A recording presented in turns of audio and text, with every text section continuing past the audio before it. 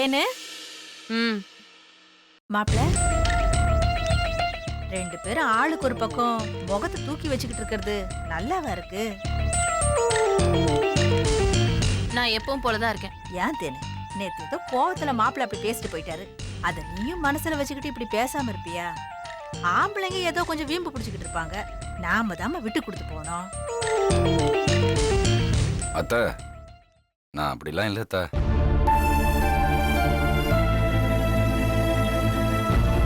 வேணு, எனக்கு நீயும் வேணும், நம்ம குழந்தையும் வேணும்.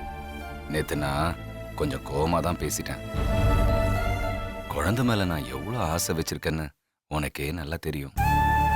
அதை புரிஞ்சுக்காம பேசிட்டேன்னு தான். சரி விடு, எதையும் மனசுல வச்சுக்காத. பரவாயில்ல விடுங்க. நானும் அன்னைக்கு சுருக்குன்னு மனசுல குத்துற மாதிரி பேசிருக்க கூடாது. இவ்வளவுதான், இவ்வளவேதான். இதுதாம்மா புருஷன் பொண்டாட்டி சண்டைங்கிறது. மாப்பிள, நான் ரொம்ப கொடுத்து வச்சவன். தலகனை இல்லாம நீங்க தேன்மொழி கிட்ட மன்னிப்பு கேக்குறீங்க பாருங்க, அந்த குணம் யாருக்கு வரும்? என் பொண்ண ஒரு நல்ல மனுஷன் கையில தான் புடிச்சு கொடுத்துருக்கேன். அத்த, இதுக்கு போய் எதுக்கு இவ்வளவு பெரிய பேச்செல்லாம் பேசிக்கிட்டு இருக்கீங்க? தேன்மொழி என்ன எத்தனையோ தடவை அடிச்சிருக்கா, அதுக்கு கூட நான் கோவப்பட்டதில்ல. கோவத்துல இவர் அன்னைக்கு திட்டின மாதிரி நானும் கைய நீட்டிருவேன், அவ்வளவுதான். ஆமா அத்த. அத்த, இதெல்லாம் எங்களுக்குள்ள சகஜம். நீங்க பயந்துடாதீங்க என்ன? சரிங்க மாப்பிள. இன்னைக்கு தேனு செக்கப்புக்கு போகணும்னு சொல்லிட்டு இருந்தா.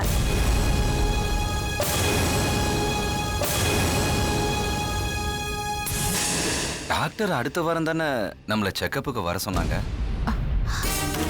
இல்ல, அது வந்து ஏதோ வயிறு வலிக்குதுன்னு சொன்னா மாப்பிள. அப்படியா? ஆ ஆமாங்க, கொஞ்சம் ஏதோ லேசா வலிக்கிற மாதிரி இருக்கு. இதெல்லாம் என்கிட்ட முதல்லயே சொல்ல வேணாமா தேனு? சரி கிளம்பு, வா போலாம். நாங்க ரெடியா தான் இருக்கோம் மாப்பிள. அப்ப வாங்க போலாம்.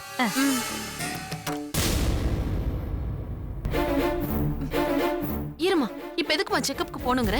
நல்லா யோசிச்சு பார்த்தேன் தேனு. டாக்டர் கிட்ட செக்கப்புக்கு போயிட்டு வந்த லட்சுமி குழந்தை நல்லா இருக்குன்னு சொன்னாங்க. அது எவ்வளவு தூரம் உண்மைன்னு நாம தெரிஞ்சுக்க வேணாமா? இங்கேயே உட்கார்ந்துகிட்டு இருந்தா எப்படி? செக்கப்புக்குன்னு நாம கிளம்பி போய் அங்க என்ன நடந்துச்சுன்னு விசாரிச்சு பாப்போம். ஆமாமா, இது எனக்கு தோணவே இல்ல. ஏ, நான் உன் அம்மாடி. சரி வா, உன் புருஷன் நம்ம எங்க காணோம்னு திரும்பி வந்துட போறாரு. அத என்ன 2 பேரும் அங்கேயே நின்னுட்டு இருக்கீங்க? வாங்க போலாம். தோ ஃபைல் எடுத்து வந்துறேன். நான் தப்பு பண்ணிட்டேன். இந்த விஷயத்தை உங்ககிட்ட நான் ஷேர் பண்ணிருக்கவே கூடாது. அடுத்த தடவை தேன்மொழி இங்க வரப்ப நானே சொல்லிடுறேன்.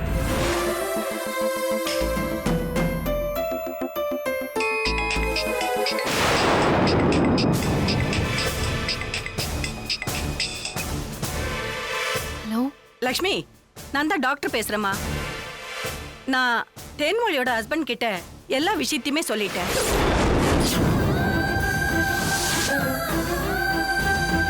ஏன் டாக்டர் அவசரப்பட்டீங்க? லக்ஷ்மி இங்க பாருமா, இதுக்கு மேல என்னால பொறுமையா இருக்க முடியாது. ஒரே ஒரு சின்ன வருத்தம், என்னால தேன்மொழி கிட்ட நேரடியா சொல்ல முடியல.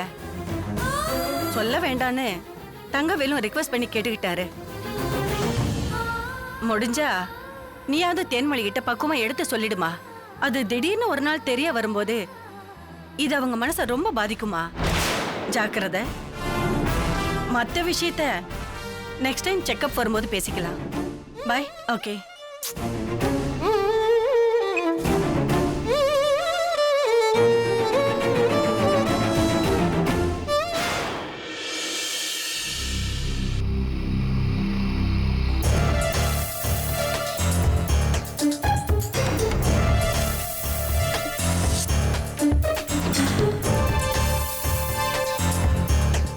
ரெண்டு பேரும் மியூச்சுவலா பிரிஞ்சு போறதுன்னு முடிவெடுத்திருக்கீங்களா?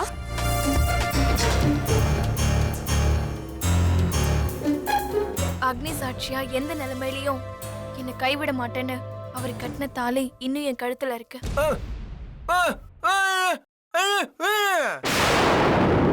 பாரமா இருக்கிறது இந்த கயிறு இல்லைங்க. எதுக்கு சுத்தி வளைச்சு பேசுறீங்க? எதுவா இருந்தாலும் ஓப்பனா பேசுங்க. அவளுக்கு இந்த விவாகரத்துல இஷ்டம் இல்ல. இதை விட தெளிவா எப்படி சொல்றது? உங்க 2 பேருக்குள்ள என்ன பிரச்சனை? ஒத்து வரல, அவ்வளவுதான். அத சம்பந்தப்பட்டவங்கள சொல்ல சொல்லுங்க.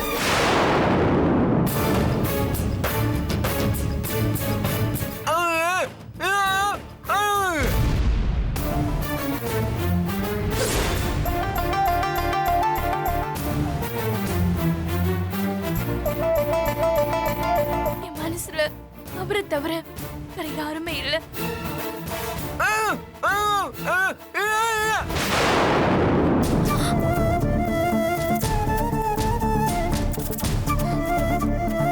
எனக்கு அவர் எந்த அளவுக்கு வெறுக்கிறாரோ அதே அளவுக்கு நேசிச்ச காலமும் இருக்கு.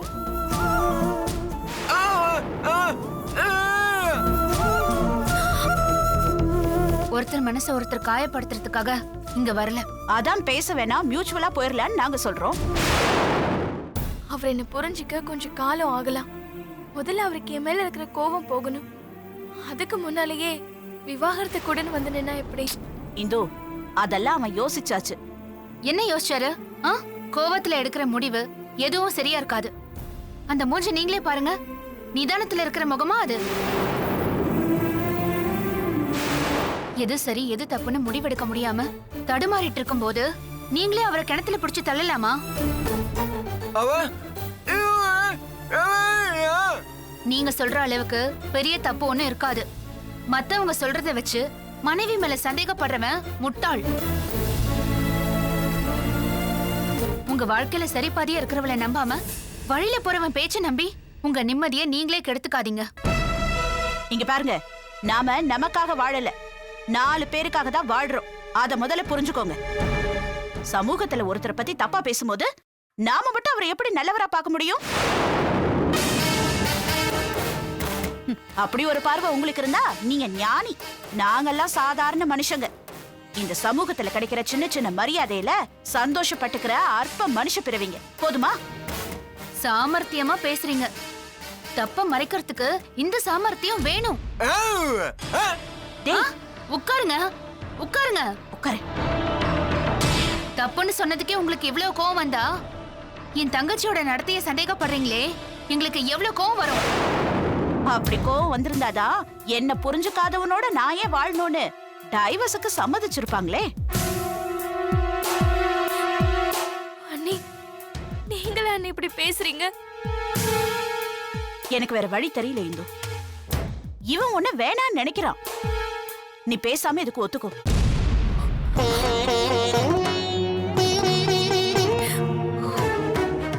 யார் சொன்னாலும் நான் இதுக்கு சம்மதிக்க மாட்டேன். மேடம், நீங்க தான் மேடம் இதுக்கு ஒரு தீர்ப்பு சொல்லணும். என் தம்பிக்கு இவளோட வாழ இஷ்டம் இல்ல.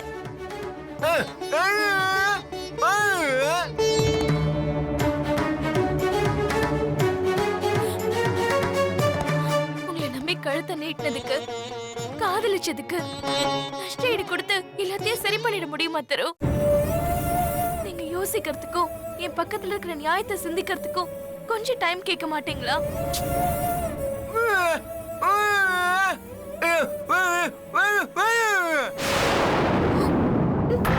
உங்களுக்கு வேணானா வெட்டி விடுறதுக்கு இது என்ன கசாப்பு கடையா?